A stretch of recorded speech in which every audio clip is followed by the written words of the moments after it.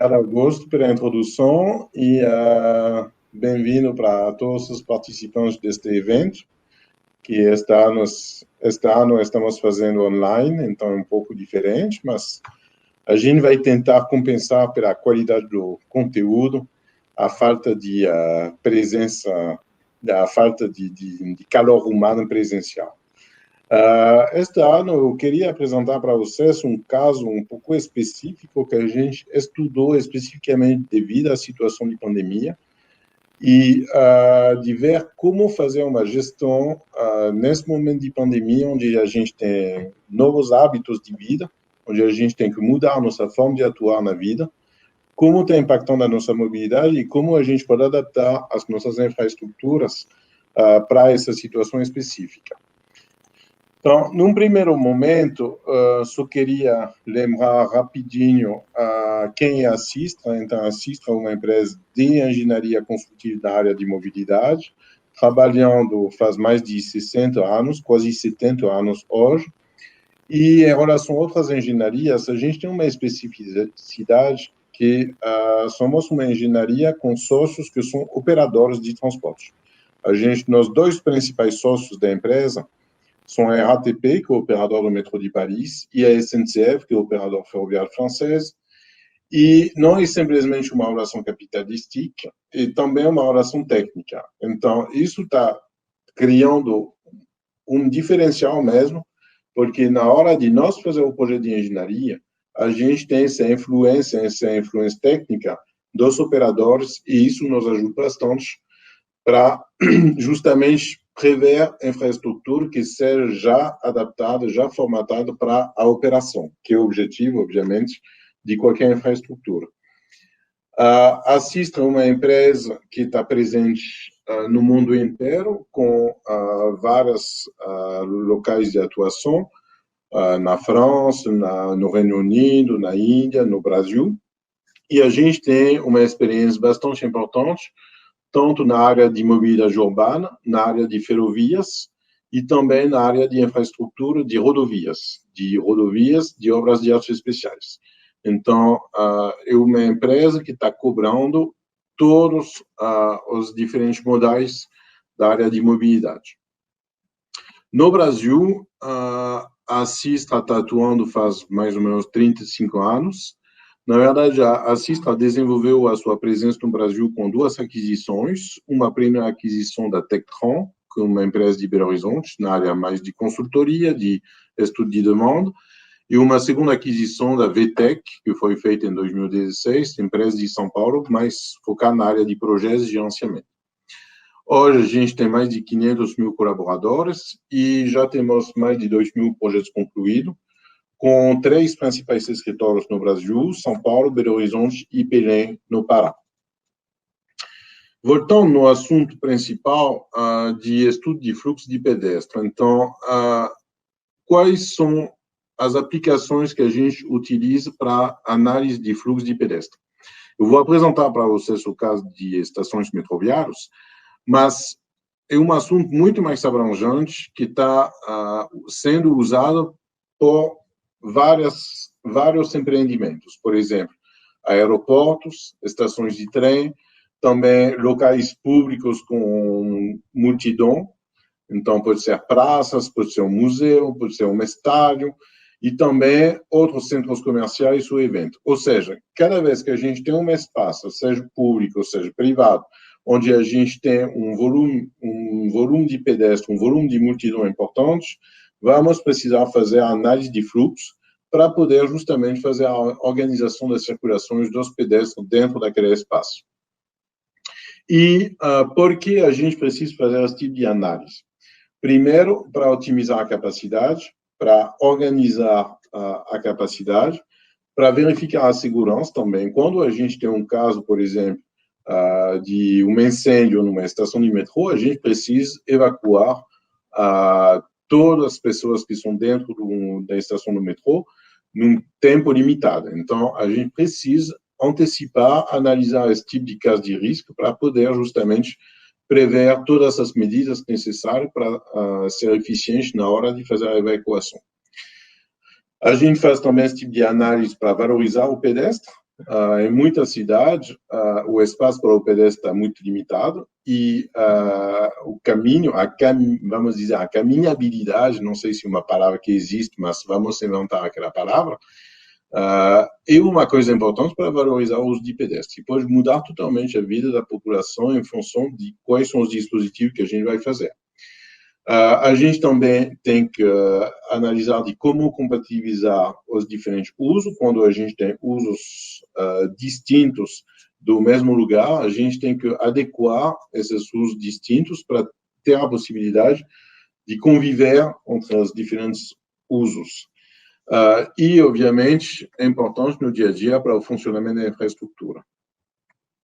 E esse tipo de análise é muito interessante porque a gente pode aplicar na vida toda do projeto. Então, obviamente, vamos aplicar na hora de fazer a concepção de um projeto, para fazer o dimensionamento adequado, para fazer o planejamento das circulações, para fazer o que a gente precisa.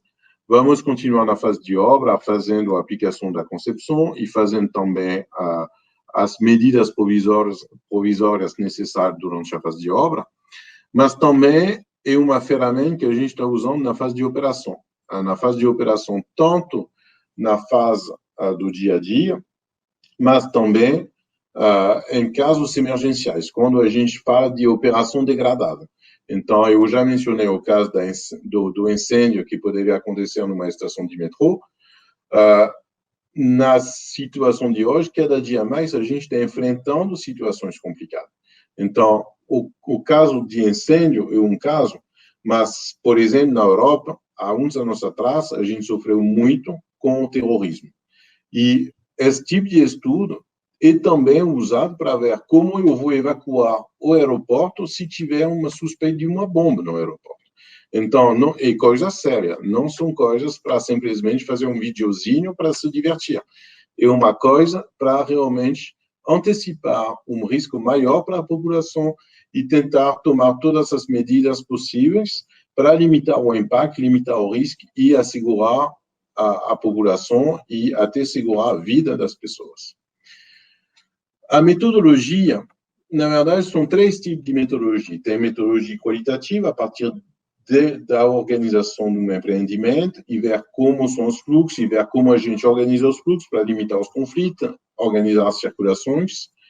Tem uma segunda tipo de análise, que é a análise estatística, então, em função dos movimentos, em função do que a gente pode observar, a gente pode conduzir uma análise estática para ver como vamos fazer, mas o que eu vou apresentar mais em detalhes é uma análise dinâmica, que, na verdade, vai incorporar os dados e vai restituir, fazendo simulações dinâmicas para tentar mostrar da forma mais próxima possível o que acontece na realidade e aí ter a capacidade de fazer o planejamento adequado para poder enfrentar qualquer situação de risco.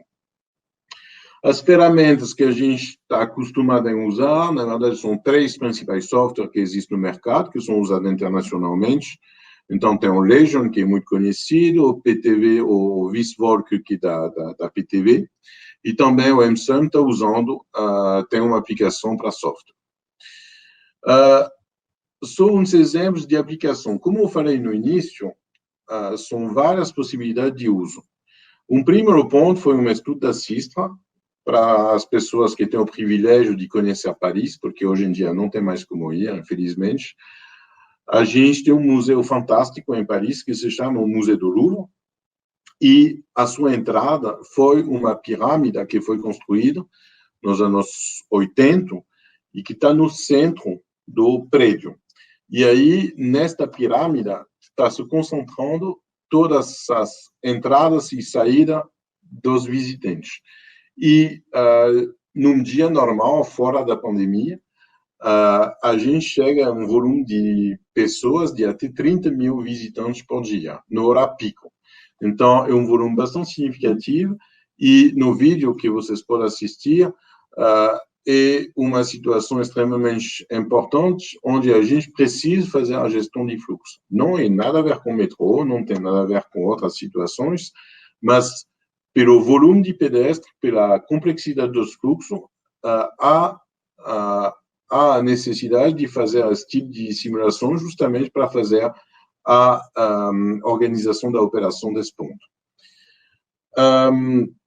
Outro exemplo, vocês podem ver aí, foi também um exemplo de uma estação de metrô, também em Paris, também estudo feito pela Sistra, é um caso onde a gente está projetando uma nova estação de metrô com um volume relativamente significativo de passageiros, já que está previsto na faixa de 15 mil por hora no período pico, então um volume relativamente importante.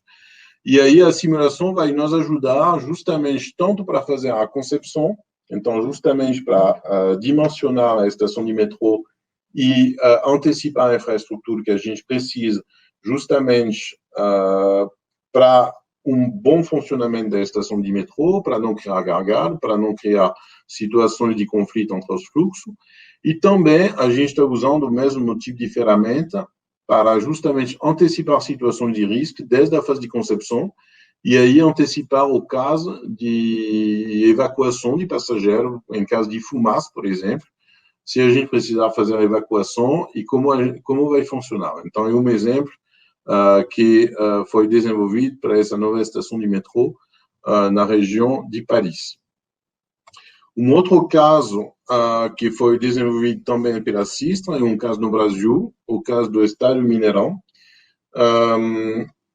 Esse projeto foi feito na época para a Copa do Mundo no Brasil e o objetivo foi justamente uma questão de segurança. No Estádio Mineirão tem uma capacidade que vai até 68 mil pessoas e é necessário saber como vamos evacuar o estádio em caso de problema. Então, por exemplo, no Mineirão, se por acaso acontecer um problema, sei lá, um jogo contra a Alemanha, que não ficar com um resultado muito favorável, todo o povo quer evacuar o estádio. Então, qual o tempo que eu preciso para evacuar o estádio em caso de uma situação dessa? Então, foi justamente o que foi avaliado e com um objetivo que era a gente tem um prazo máximo de 8 minutos para fazer a evacuação de todas as pessoas. Então, a gente tem depois que dimensionar a circulação, dimensionar as saídas e saber como fazer para respeitar esse tempo de 8 minutos e aí ter as possibilidades de fazer a evacuação. Voltando no caso específico que a gente está enfrentando hoje. Hoje, a gente tem um novo problema. Com a Covid, a gente precisa manter a distância entre as pessoas. E justamente estamos fazendo esse evento online justamente para ter a possibilidade de manter as distâncias entre as pessoas. Mas para a mobilidade urbana, para as pessoas que continuam necessitando se deslocar, elas vão continuar a usar ônibus, elas vão continuar a usar metrô, BRT, e tem o risco de criar aglomerações, e de ter aglomerações de pessoas, e aí de ter contaminação. Então, a gente está criando uma situação de risco. E, inclusive, foi feito vários estudos, acho que foi feito, inclusive, pela UFMG, um estudo de avaliação de quais são os pontos mais críticos para ser contaminado, e dentro dos 3 principais tem o ponto de ônibus, justamente porque é o ponto onde tem a aglomeração de pessoas. Então, esta avaliação é uma necessidade absoluta nesse momento de hoje, justamente para limitar o risco de contaminação enquanto as pessoas precisam viajar, precisam se deslocar. E o que a gente considerou foi um estudo de caso que foi feito com uma estação de metrô, que poderia ser replicado para uma estação de BRT, que poderia ser replicado para uma estação de trem. A gente fez estudo de caso e a ideia é de considerar um fluxo de 8 mil passageiros por hora, seja 2 mil a cada 15 minutos, para ver como a gente pode organizar. E aí, a gente tem um cenário típico, que é o funcionamento sem considerar a situação de pandemia, e o funcionamento durante a pandemia. Qual é o funcionamento durante a pandemia? A gente tem uma nova premissa na hora de fazer a simulação, que a gente tem que manter o distanciamento físico entre as pessoas que estão circulando dentro da estação de metrô. E aí, a gente vai propor várias medidas, marcações no piso, zonas de amortecimentos, gerenciamento de fluxo, mas todas essas medidas a gente precisa medir, avaliar, justamente para ver se são eficazes e como estão funcionando. E foi justamente esse tipo de estudo que foi feito. Então, neste vídeo, é uma ilustração para destacar as medidas, estação numa estação de metrô, com as marcações e tudo isso. Então, num primeiro momento, a gente tem, talvez eu vou passar mais rápido, mas a gente tem, num primeiro momento, uma situação normal, no funcionamento normal. Então, sem considerar a pandemia. Se a gente considerar a situação depois, no caso da situação de pandemia, a gente vai tomar medidas justamente para fazer uma separação de fluxo, para ter um respeito do distanciamento entre as pessoas, e justamente a simulação ajuda para nós testar essas medidas e verificar se são adequadas em relação às orientações de órgão de saúde.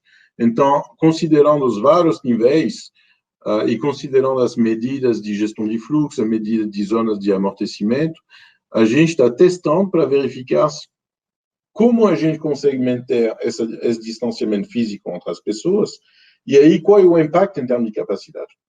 O teste que foi feito com uma estação de metrô típica do metrô de Paris, e o resultado foi que a gente consegue manter 70% da capacidade da estação tomando essas medidas de distanciamento. Obviamente, esse resultado vai ser adaptado em função de uma situação ou de uma outra. Por uma estação de metrô, a gente vai poder fazer mais, por uma outra, a gente vai conseguir fazer menos. Mas, justamente, a ferramenta que a gente desenvolveu ajuda muito para fazer essa avaliação.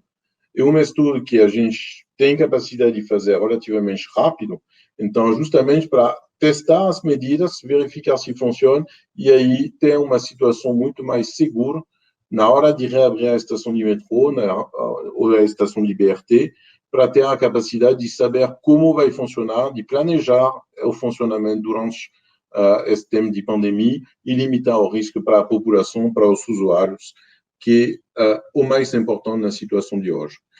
Então, eu agradeço pela participação. Eu simplesmente queria destacar mais uma vez que é um estudo de caso, então não estou dizendo que a gente vai conseguir nesse resultado de 70% para qualquer projeto, qualquer situação, mas que a ferramenta justamente nos ajuda para fazer esta avaliação e planejar as medidas provisórias de operação enquanto a gente fica nessa situação de pandemia, para não ter risco nenhum para os usuários. Então, mais uma vez, eu agradeço pela participação e eu fico, obviamente, à disposição se vocês tiverem mais perguntas em relação a esse assunto.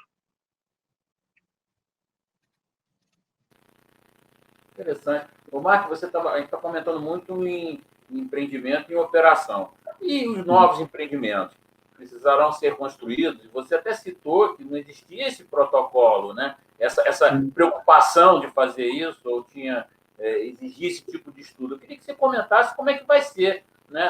Como é que vão começar agora esses projetos que vão demandar a construção e como é que vai ser essa nova regra? Ela vai existir? Como é que você avalia isso? A gente vai precisar repensar isso. Vamos precisar repensar. Eu não tenho a resposta hoje. Um trabalho de engenharia que a gente vai precisar fazer para redefinir as regras. Eu só queria citar um exemplo. Uma coisa que eu aprendi recentemente, inclusive. Você já ouviu falar da arquitetura modernista? Le Corbusier e toda essa turma.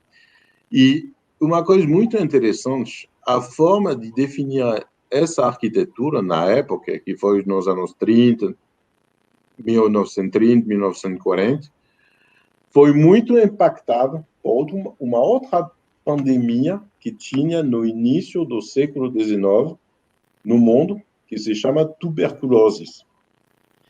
E, na época, não tinha como tratar, não tinha remédios para curar, mas foi observado, e isso vale também para a Covid, foi observado que é muito importante deixar o ar circular, para justamente que a gente possa ter uma renovação do ar e aí limitar a circulação do bacilo de Koch dentro dos espaços para limitar o risco de contaminação das pessoas. Isso aconteceu um século atrás. E na época, justamente, os arquitetos trabalharam para montar um novo movimento com prédios, com grandes janelas, com espaços abertos, com terraços, justamente para resolver também esse problema. Então, eu não estou dizendo que a gente tem que refazer o que estava sendo feito um século atrás, mas eu acho que uma lição muito interessante sobre como foi feito naquela época e para nós repensar a nossa forma de construir, justamente considerando esse risco sanitário dentro das condições de construções, das condições de construção dos empreendimentos. Muito bom, Mark. Você gostaria de complementar alguma coisa? Não, mais uma vez eu agradeço pela oportunidade.